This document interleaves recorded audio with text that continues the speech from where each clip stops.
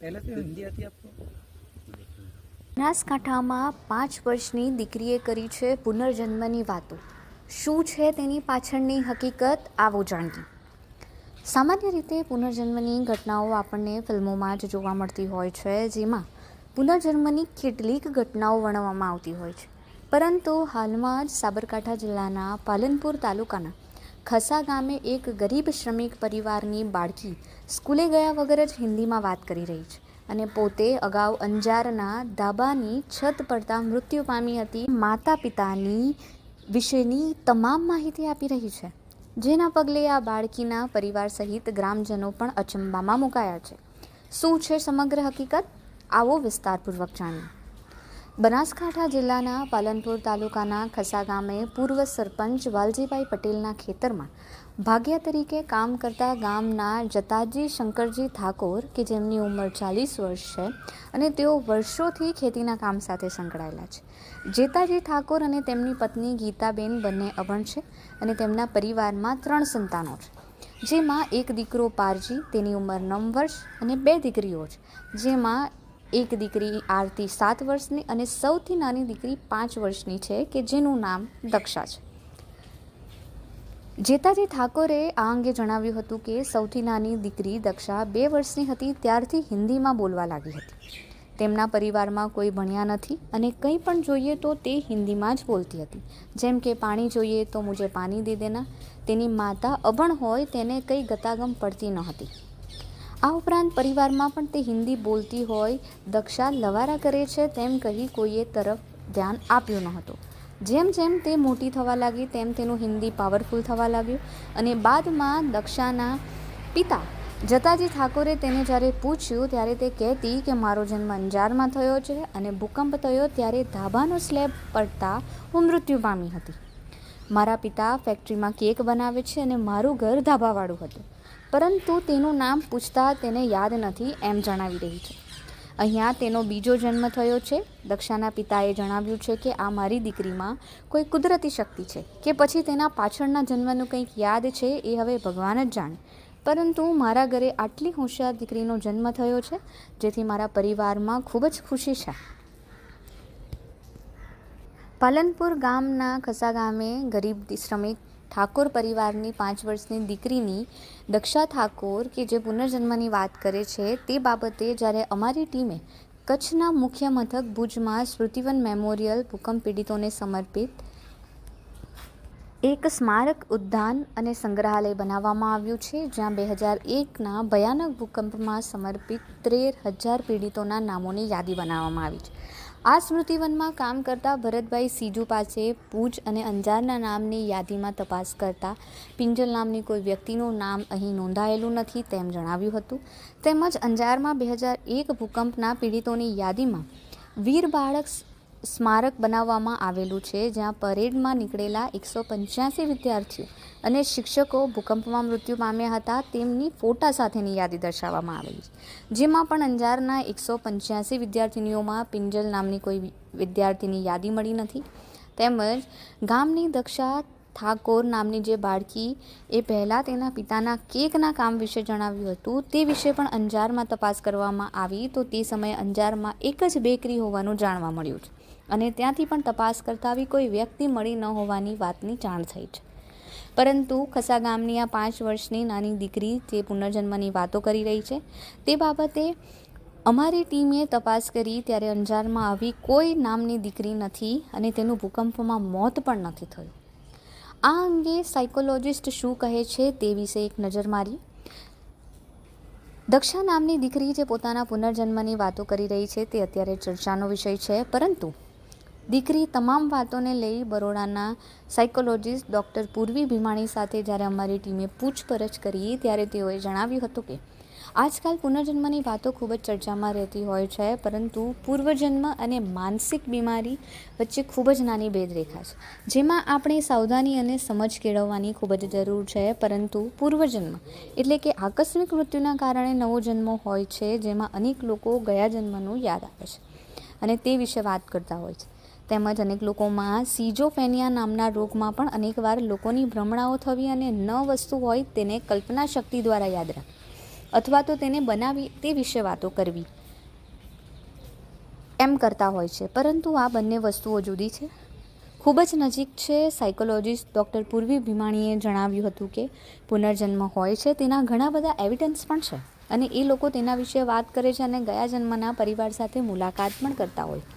સાથે જ સિઝોફ્રેનિયા પણ એડવાન્સ એવિડન્સથી ભરપૂર છે, જેમાં લોકો માનસિક બીમારીમાં હોય છે અને જુદા જુદા અવાજો સાંભળતા હોય છે અને કાલ્પનિક જીવન વિશે વાત કરતા હોય છે. આ બંનેની શક્યતા છે તેવું તેમણે જણાવ્યું હતું, પરંતુ આવી કોઈ ઘટના સત્ય છે કે નથી તેના પર અમો સાબિત આપતા નથી. આજકાલ પુનર્જન્મની વાતો ખૂબ જ ચર્ચામાં છે. એઝ અ ડોક્ટર પૂર્વી ભીમાણી સાયકોલોજિસ્ટની તરીકે જો આ વાત વિચારવામાં આવે તો એ શું હોય? પુનર્જન્મ અને માનસિક બીમારી વચ્ચે ખૂબ જ નાની ભેદરેખા છે. સાવધાનીથી સમજ કેળવવી ખૂબ જ જરૂરી છે.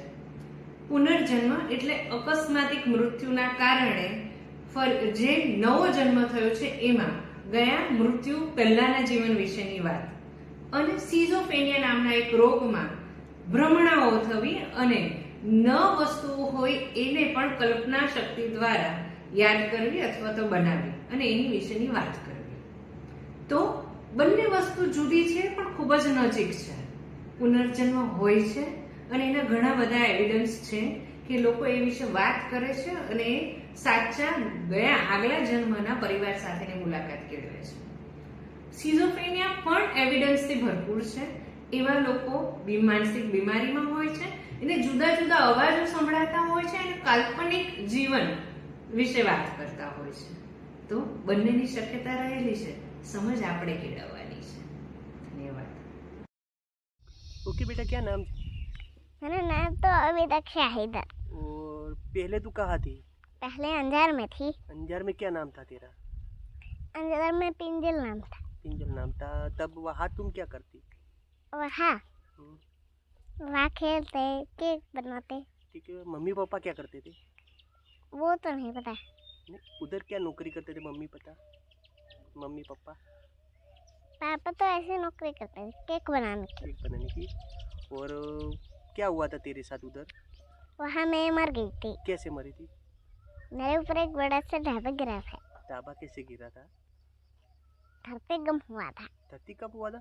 कब हुआ था? 2 साल में। उस साल में। और मम्मी पापा भी साथ में उस टाइम मर गए थे? नहीं, तो उस टाइम खाली मैं ही मरी थी। तो मम्मी पापा किधर थे तब? तब वो तो अपना काम कर रहे थे। काम कर रहे थे, तू घर पे थी? हाँ। तब तू कितने साल की थी उधर? तभी तो इतने साल की थी। कितने साल की थी? छोटी थी बड़ी? बड़ी थी या छोटी? थोड़ी बड़ी हुई थी। थोड़ी बड़ी हुई थी। और पढ़ने जाती थी?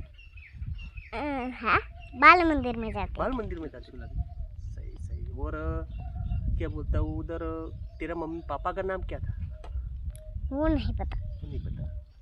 बराबर। तो अभी इधर आई है, दूसरा क्या मालूम है तेरे को उस जन्म का? दूसरा कुछ नहीं मालूम।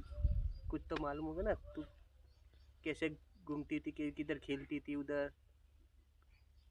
दूसरा कुछ नहीं मालूम, बताया ना। तेरे साथ तेरा कोई दोस्त है? हाँ, मेरे बहुत दोस्त थे। दोस्तों का नाम उसका नाम है? दोस्तों का नाम था अपना, उन्हों को याद नहीं है। याद नहीं है? नहीं। મારું નામ જતમલજી સાહેબ, કસાના વતની છું. આગે આવું છું જમીન. અમારા બીબી સાહેબ પોતનું રનિંગ વર્ષે નહીં, પણ 2 વર્ષની હિન્દી બોલવા શીખી હતી, પણ મને ખબર ના પડતી. તમે ભણેલા ખરા? ના કાકા ભણશું.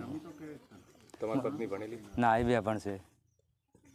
તમારા કેટલા પરિવારમાં દીકરા દીકરીઓ છે? મારે એક દીકરો હે, 2 છોડીઓ હે. તમારી એક દીકરી હિન્દી બોલે છે? હા, નાની છે. ને કેટલું ભણે? એ છોડી પોતનું રનિંગ છે, જે સ્કૂલ જોઈ નહીં, બચપનથી બોલવા શીખે ને તારી હિન્દી જ બોલે છે છોડી. તમને શું લાગે હિન્દી બોલે? શું લાગે? પહેલા કેવું લાગતું? પહેલાં મારા મનમાં બધું એમ હતું કે બોલવા શીખ્યા છે છોડી, એટલે આવી રીતે લપ કરતી છે. મારા મનમાં એમ હતું, પણ જેમ જેમ ઉંમર થવા મળી ને એમ પાવરફુલ હિન્દી બોલવા મળી. એટલે મેં ફોલાને પૂછ્યું એને કે મારો જન્મ અંજારમાં હતો, હું આવેરથી અહીંયા મારું મૃત્યુ જમ્યું હતું, મને ભગવાન ભાઈ મિલી છે, મારી દૂસરી મમ્મી હતી, દૂસરા પપ્પા હતા, આવી વાત કરે છોડી. એમનું નામ આલે છે એને પૂછ્યું નામનું પણ ઘણી ફોલ આવે પણ કે નામની મને પતા નહીં કે કયો રહેતી હતી કયો ભણવા જતી કીધું એ કહે કે પોપડા અંજારમાં હતી કે હું શું થયું હતું એના અંગાથી એ કે મારા પર ધાબુ ધરતીકંપ થયો કે મારા પર ધાબુ પડ્યું હતું આવી વાત કરે છે હવે હકીકતમાં શું છે શું નથી કુદરતને ખબર એટલે તમને કોઈ વાત કરે કે ભાઈ આ રીતે ભાઈ પહેલા મારા પપ્પા આ કરતા એવું કોઈ હા કહેતી ને કે મારા પપ્પાને કંઈક બનાવવાની ફેક્ટરી હતી મારા પપ્પા આવા કપડાં પહેરતા મારા મમ્મી આવા કપડાં પહેરતી એ બધી વાત અવસર નામ આલે है उनका नाम नहीं है मेरे भाई था मेरी छोटी बहन थी एक के આવી વાત કરે છે પહેલાનું યાદ કરીને અહીંયા શું કે કેવું કે વાત કરે અહીંયા વાત કરે એટલે કોઈ પૂછે ને નહીં એ જો જવાબ આલે કે પહેલી અંજારમાં હતી હિન્દીમાં વાત જ કરે હિન્દીમાં બીજા ખરા હિન્દી બોલે ખરા ઘરમાં બીજા ના કોઈ નહીં પરિવારમાં કોઈ કોઈ નહીં તમને શું લાગે તો કુદરત શક્તિ છે કે ખેતમાં પેલા ભાવનું કોઈ યાદ રહ્યું છે નહીં એ કુદરતને ખબર તમારા પરિવારમાં કોઈ ભણવા જતું ના છોકરો જાય ખાલી બેન શું નામ છો ગીતાબેન ઓય ભાગે વાવે છે વાલજીભાઈ પટેલના કુએ રહો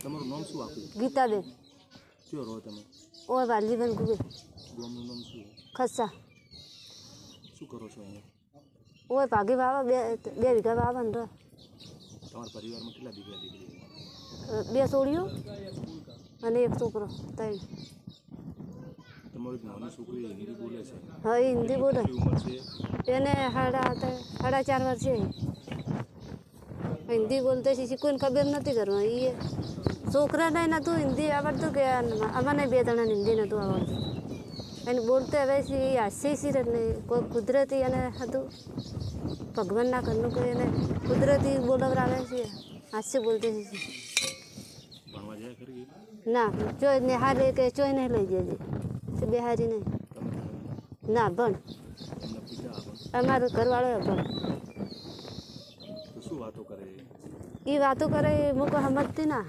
પછી કે રોટી આમ નહીં મમ્મી પણ મેં કોઈ સમજી ના પછી રહેતે રહેતે ખબર પડી 2-3 વર્ષની સીધા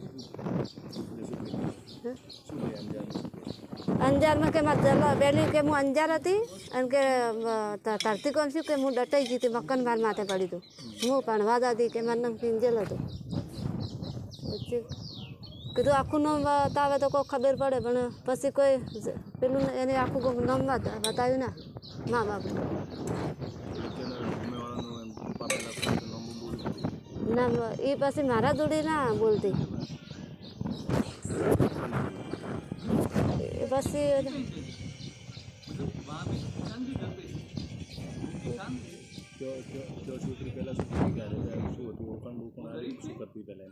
એમ કહેતી કે હું ભણવા જતી એમ તો કે મારા ભાઈ હતા મારા બુનું હતી ને અને કે ધરતીકંપ છે ને તાર ડટાઈ ગઈ હતી પહેલું ધરતીકંપ છું તાર એ એકડામ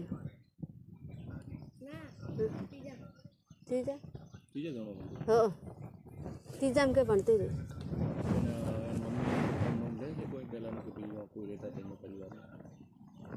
એક હજી એને નહીં પેલું જવાબ આપતી તમને શું લાગે છે હવે એને કુદરતી છે કે શિષ્યો છે કુદરતી બોલાવરાવે હા આ કિંજલ પેલી અંજારમાં હતી તો એને કુદરતી બોલાવરાવે કોઈ ભગવાન જાણે શું છે શું છે અમારા ઘરમાં કોઈ નહોતું આવડતું હિન્દી બોલતા કોઈ બોલતું નહીં ઘરમાં તો હાસ્ય છે